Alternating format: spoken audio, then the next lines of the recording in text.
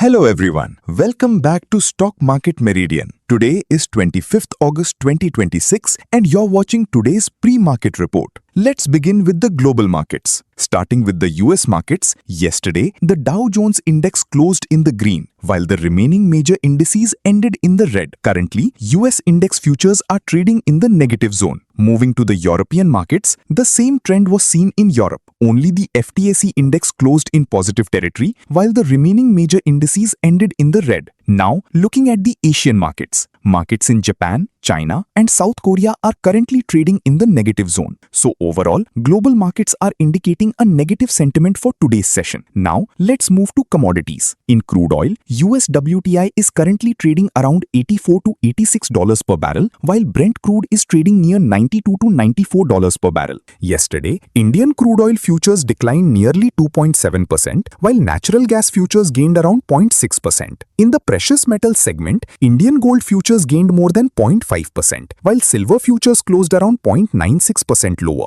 Now, let's check ADR data. Yesterday, Dr. Reddy's Labs ADR closed in the positive zone, while Wipro ADR ended flat. Meanwhile, Reliance Industries, HDFC Bank, ICICI Bank, and Infosys ADRs closed in the negative zone. Now, moving to the FII and DII data. After two consecutive sessions of selling, FIIs turned buyers yesterday, with net buying of around 1,181 crores. At the same time, DIIs also remained strong buyers, with net buying of around 2,493 crores. So overall, institutional activity showed a positive sentiment in the market. Now, let's check the economic calendar. Yesterday, there were no major economic events. Today, markets will watch German GDP data, US consumer confidence, and US new home sales data. And tomorrow, important US data, including PCE inflation, GDP, and crude oil inventories will be released. Now, coming to the geopolitical updates. Iran has reportedly blacklisted 45 commercial oil and gas tankers for allegedly violating transit rules in the Strait of Hormuz. These vessels could face heavy fines, detention, and cargo confiscation. The restrictions cover VLCCs, LNG and LPG carriers, and petroleum product vessels.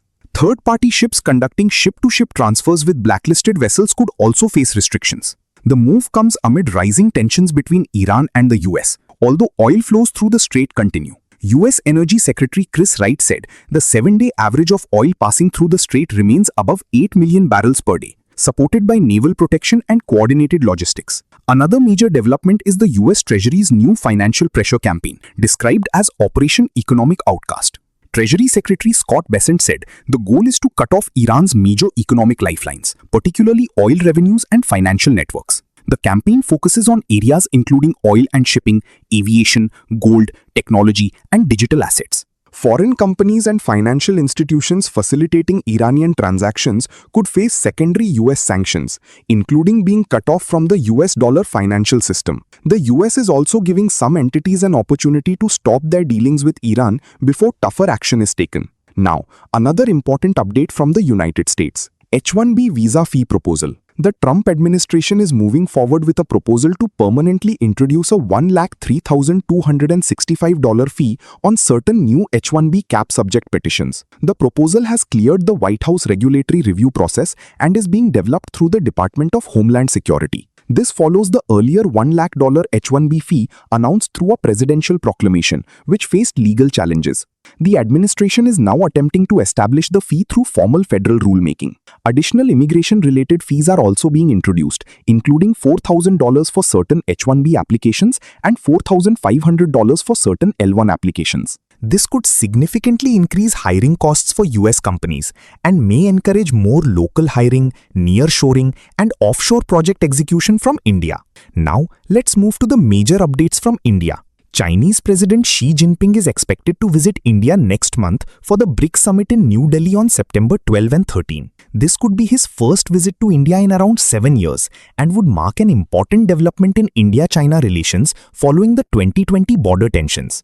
Reports suggest Xi could arrive with a delegation of around 400 officials. Preparations are reportedly underway for diplomatic meetings, security arrangements, and a possible bilateral meeting with Prime Minister Narendra Modi. The visit comes as both countries continue efforts to manage their border differences while strengthening cooperation through BRICS and other multilateral platforms. Next update is the Ministry of New and Renewable Energy has advised agencies and state utilities to provide up to 4 months of extensions to renewable energy projects affected by supply chain disruptions caused by the West Asia situation. The relief applies to eligible projects whose scheduled supply or commissioning dates fall on or after February 28. The move is aimed at dealing with supply disruptions and rising prices of critical materials such as aluminium and copper. Grid connectivity penalties may also be waived during the extended period. With more than 150 gigawatts of renewable energy capacity under construction, the move is expected to provide additional breathing room for developers and support India's long-term target of 500 gigawatts of non-fossil capacity by 2030. Now, let's check the important company updates released after Friday's market close. One of the biggest corporate updates is from TCS. Porsche AG has entered into a 5-year strategic partnership with TCS and MHP, valued at around 1.25 billion euros or more than 11,500 crore rupees. The partnership will focus on AI and digital transformation across Porsche's global operations. The work will cover areas including engineering, smart manufacturing, enterprise operations, customer experience, and software-defined vehicles.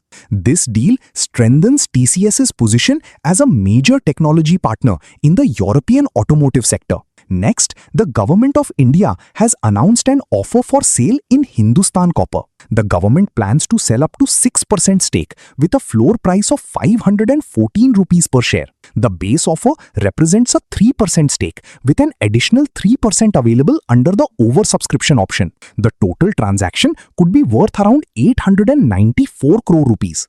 Institutional bidding will take place first, followed by retail investors and eligible employees. At least 10% of the offer is reserved for retail investors, while 25% is reserved for mutual funds and insurance companies. Settlement is scheduled for August 27, 2026.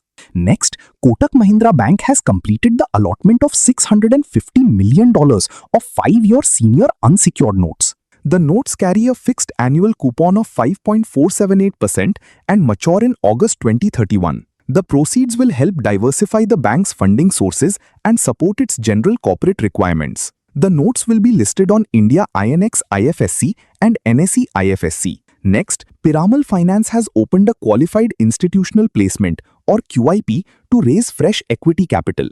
The floor price has been fixed at Rs 2,102.65 per share, with the company having the option to offer a discount of up to 5%. The preliminary placement document has been filed with both NSE and BSE. The fundraise is expected to strengthen the company's capital base and support loan book expansion across retail, MSME, and housing finance. Next, in a major regulatory development, SEBI has dropped proceedings against Max Financial, Max Life, Axis Bank, Axis Capital, and Axis Securities, following its investigation into historical transactions involving Max Life. The investigation covered several transactions between 2010 and 2022. SEBI had earlier examined allegations involving an alleged benefit of around 3,911.95 crore rupees. However, the final order found no sufficient evidence of fraudulent intent, market manipulation, artificial trading activity, or established disclosure violations. The proceedings against the major entities have therefore been dropped. This removes a long-standing regulatory overhang for Axis Bank and Max Financial. Next, finally, Y Combinator has sold more than 1% stake in Meesho for approximately 970 crore rupees. The investor sold around 48.47 lakh shares, representing about 1.05% of Meesho's equity, at an average price of around 200 rupees per share. The shares were absorbed by a broad group of institutional investors, including mutual funds, insurers, and sovereign wealth funds.